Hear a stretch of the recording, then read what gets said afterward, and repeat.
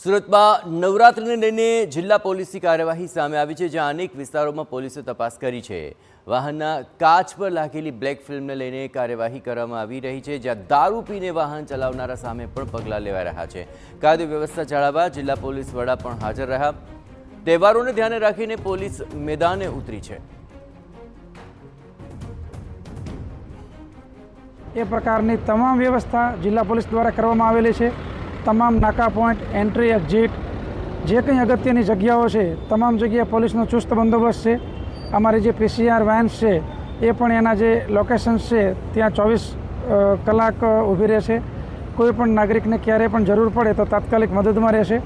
અને અમારી તમામ અલગ અલગ ટીમો છે એ સમગ્ર રાત્રિ દરમિયાન જે નવરાત્રિ ઉત્સવ ચાલશે ત્યાં સુધી ખડે પગે રહી અને લોકોની સેવામાં પોલીસ ફરજ બજાવશે।